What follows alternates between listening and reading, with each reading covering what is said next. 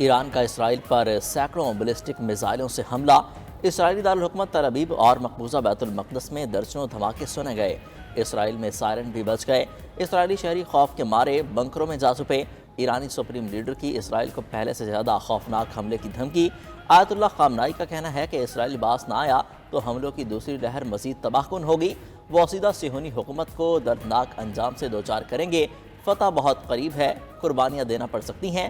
ایرانی صدر Masoud Pezeshkian کا کہنا ہے اسرائیل کے خلاف حملہ فیصلہ کن رد عمل ہے، امن کے لیے جائز حق کا استعمال کیا گیا، حملہ ایران کی طاقت کا صرف ایک گوشہ ہے، ایران جنگجو نہیں لیکن کسی خطرے کے خلاف مضبوطی سے کھڑے ہیں، ایران کے ساتھ تنازع چھیڑنا اسرائیل کے حق میں بہتر نہیں ہوگا۔ ایرانی پاسداران انقلاب کا کہنا ہے کہ اسماعیل ہنیہ اور حسن نصر اللہ کی شہادت کا بدلہ لے لیا، اسرائیل میں اہم عسکری تنصیبات کو نشانہ بنایا، اسرائیلی فوج نقصانات کو چھپا رہی ہے، جوابی کارروائی کی گئی تو ہمارا رد عمل زیادہ تباہ کن ہوگا، اسرائیل پر داغے گئے 80% میزائلوں نے اپنے اہداف کو نشانہ بنایا، ایرانی سرکاری ٹی وی کا دعویٰ۔ اسرائیل کی ایران کو سنگین نتائج کی دھمکی، اسرائیلی وزیر اعظم نیتن یاہو کا کہنا ہے کہ ایران کو اسرائیل پر حملے کی بھاری قیمت چکانا پڑے گی، ایران نے اسرائیل پر حملے کر کے بہت بڑی غلطی کر دی، جو بھی حملہ کرے گا اس کا جواب دیے بغیر نہیں رہیں گے، ایران دشمنوں کے خلاف کارروائی کی اسرائیلی عزم کو نہیں سمجھتا، حماس اور حزب اللہ بھی اسرائیل کی بات کو نہیں سمجھے اور تہران کے حکمران بھی نہیں سمجھ رہے۔ ترجمان اسرائیلی فوج کا کہنا ہے کہ حزب اللہ اور لبنان کی طرح ایران بھی اس لمحے پر پچھتائے گا، یہ حملہ سنگین تھا اور اس کے نتائج ہوں گے، ایران پر جوابی حملہ بر وقت ہوگا، وقت اور جگہ کا تعین اسرائیل کرے گا۔ کا اسرائیل کے ساتھ کھڑے ہونے اور دفاع کرنے کا اعلان، صدر جو بائیڈن کا امریکی فوج کو اسرائیل کا دفاع کرنے کا بھی حکم، امریکی صدر جو بائیڈن کا کہنا ہے ایران کو اسرائیل پر حملے کے نتائج بھگتنا ہوں گے، امریکہ اسرائیل کے دفاع میں مدد کے لیے تیار ہے، نائب صدر کملا ہیرس بولی ایران امریکی مفادات سمیت پورے خطے کے عوام کے لیے خطرہ ہے، امریکی افواج ایران کو روکنے کے لیے کسی کارروائی سے دریغ نہیں کریں گی، امریکی وزیر خارجہ انٹونی بلنکن اور ترجمان میتھیو ملر کا کہنا ہے کہ ایران کا حملہ ناکام بنا دیا گیا، ایران کا اسرائیل پر حملہ ناقابل قبول ہے، اسرائیل کو اپنے دفاع کا حق حاصل ہے، برطانوی وزیر اعظم کیئر سٹارمر کا بھی اسرائیل کا ساتھ دینے کے عزم کا اظہار، کہا برطانیہ اسرائیل کے ساتھ اور اس کے حق دفاع کو تسلیم کرتا ہے۔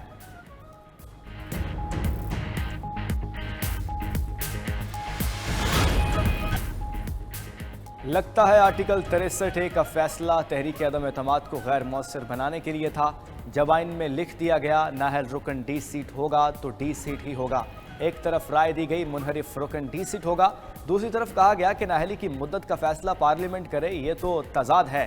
چیف جسٹس پاکستان جسٹس قاضی فائز عیسیٰ کے آرٹیکل 63A نظر ثانی اپیلوں پر سماعت کے دوران ریمارکس، کہا عدم اعتماد میں اگر ووٹ گنا ہی نہ جائے تو وزیر اعظم ہٹایا ہی نہیں جا سکتا، اگر ارکان کا ووٹ تک گنا ہی نہیں جا سکتا تو کیا کیا جائے گا؟ کیا آرٹیکل 63A سے متعلق فیصلہ آئین کے آرٹیکل 95 اور 136 کے برخلاف نہیں؟ چیف جسٹس کے سوال پر صدر سپریم کورٹ بار شہزاد شوکت نے کہا جی بالکل، یہ فیصلہ آرٹیکل 95 اور 136 کے برخلاف ہے، فیصلے میں کہا گیا انحراف کرپٹ پریکٹس جیسا ہے۔ چیف جسٹس نے ریمارکس دیے ہم کون ہوتے ہیں کسی کے ضمیر کا فیصلہ کرنے والے؟ دوران سماعت بانی پی ٹی آئی کے وکیل علی ظفر کی نظر ثانی اپیلوں کی مخالفت، وفاقی حکومت اور پیپلز پارٹی نے نظر ثانی اپیل کی حمایت کر دی۔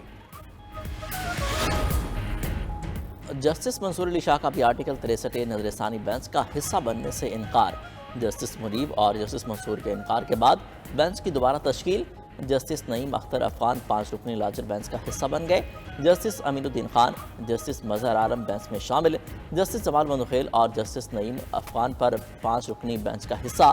کیس کی سماعت کے دوران چیف جسٹس قاضی فائز عیسیٰ نے ریمارکس دیے، ججز کمیٹی میٹنگ میں جسٹس منصور علی شاہ کا انتظار کیا گیا لیکن ان کے انکار کے بعد ہمارے پاس کوئی آپشن نہیں بچا، جسٹس منیب اختر کو بینچ میں شمولیت کی درخواست بھیجی گئی لیکن انہوں نے اپنی پوزیشن برقرار رکھی، میں نہیں چاہتا دوسرے ججز کو ڈسٹرب کیا جائے، اس لیے نعیم افغان کو نئے لارجر بینچ پہ شامل کر دیا گیا۔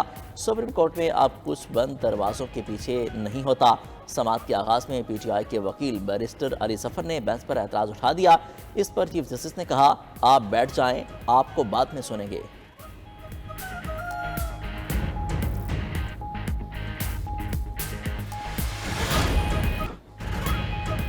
आईनी तरमीम की जद्दोजहद मौजूदा चीफ जस्टिस के लिए नहीं कर रहा। चीफ जस्टिस पाकिस्तान और जस्टिस मंसूर अली शाह दोनों ही मोहतरम हैं। मुझे कोई मसला नहीं इन दोनों जजेस में से कोई भी आईनी अदालत में बैठे। Chairman peoples party Bilawal Bhutto का बलूचिस्तान हाईकोर्ट बार से खिताब। कहा, जो आइन कहता है वो आपको मानना पड़ेगा। जो आईनी अदालत को नहीं मानता वो सियासत और प्रैक्टिस छोड़ दे। ऑपोजिशन कहती है इस्लाहात करें, मगर जस्टिस काजी फायज ईसा को नहीं लगना।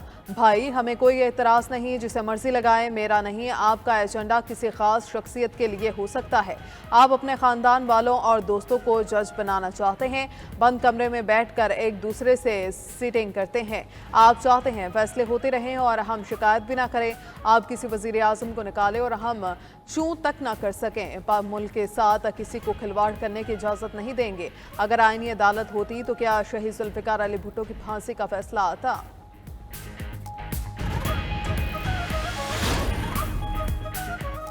मुजव्विज़ा आईनी तरमीम को हर तरह से नाकाम बनाने की कोशिश कर रहे हैं। बानी पीटीआई ने अरकान कौमी असम्बली और सेनेटर्स को महफूज मकामात पर रहने की हिदायत कर दी।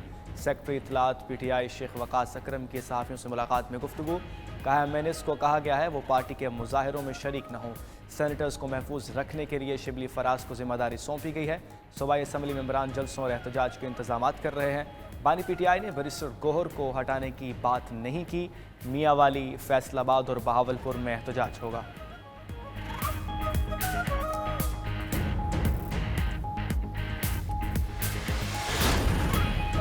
वज़ीर आला खैर पख्तूनख्वा अली अमीन गंडापुर के अडियाला जेल में बानी पीटीआई से मुलाकात। 4 अक्टूबर को इस्लामाबाद के डी चौक में एहतजाज पर मुशावरत। ज़राए के मुताबिक अली अमीन गंडापुर ने डी चौक एहतजाज की कॉल वापस लेने की क़यादत का पैगाम पहुँचाया। बानी पीटीआई ने डी चौक एहतजाज की कॉल वापस लेने की दरख्वास्त मुस्तरद कर दी। पीटीआई रहनुमाओं ने तजवीज़ दी थी लाहौर, मियांवाली, फैसलाबाद और भावल नगर के एहतजाज की कॉल दी हुई है। इस पर तवज्जो देनी चाहिए और अगले हफ्ते डी चौक पहुँचना चाहिए।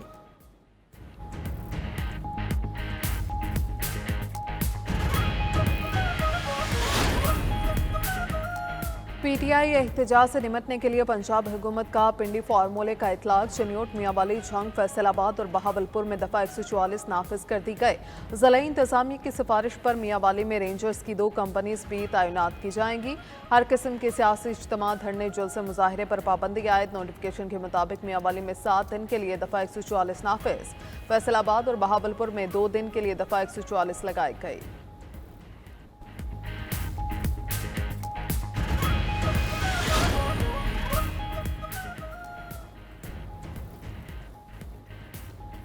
पाकिस्तान के डिफ़ॉल्ट की ख्वाहिश करने वालों का मंसूबा नाकाम हुआ। कौम ने गुज़श्ता बरसों में एक गिरोह की नाअहली की वजह से मुश्किलात काटीं।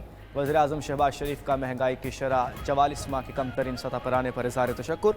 कहा, महंगाई की शरह 6.9% होने से आम आदमी को रिलीफ मिलेगा।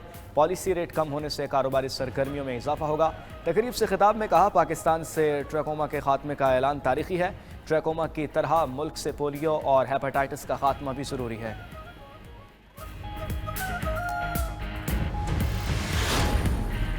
5 IPPs को 20 अरब रुपए की मुतनाज़ अदायगियाँ शुरू। गन्ने की फूक से बिजली बनाने वाले 5 प्लांट्स को 8 अरब 20 करोड़ रुपए की पहली किस्त अदा की गई। IPPs को 2018 से अदायगियाँ ईंधन की लागत की मद में हुई। गन्ने की फूक से बिजली पैदा करने वाले 8 प्लांट के कुल पैदावारी सलाहियत 259 मेगावाट है। उधर गन्ने की फूक से बिजली पैदा करने वाले पावर प्लांट्स की मनमानियाँ। सेनेट की तवानाई कमेटी इजलास में गन्ने की फूक का यकसा निर्ख न होने का इंकशाफ सामने आ गया। कुछ प्लांट्स के ईंधन के निर्ख 356 रुपये फी डॉलर टन है और कुछ का $75 फी टन है। 92 न्यूज़ से गुफ्तगू में वज़ीर तवानाई अवैस लगारी ने कहा, उनके पास IPPs की अदायगी से मुतालिक मालूमात नहीं। कल दफ्तर जाऊँगा तो मालूम करके बताऊँगा।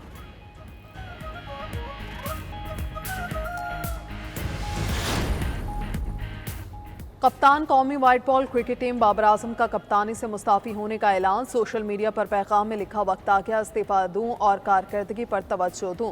कप्तानी ने बोझ डाला, बैटिंग से लुत्फ़ अंदोज़ होना चाहता और कारकर्दगी को तरजीह देना चाहता हूं। बाबर आजम ने हमायत करने पर मदाहों का शुक्रिया भी अदा किया।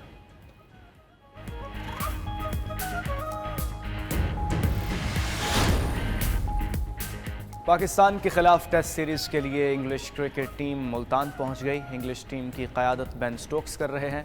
मेहमान टीम आज और कल आराम और 4 अक्टूबर से प्रैक्टिस करेगी। پاکستان اور انگلینڈ کے درمیان پہلا ٹیسٹ میچ 7 اکتوبر سے اور دوسرا 15 اکتوبر سے ملتان میں کھیلا جائے گا۔ سیریز کا آخری ٹیسٹ میچ 24 اکتوبر سے راولپنڈی میں ہوگا۔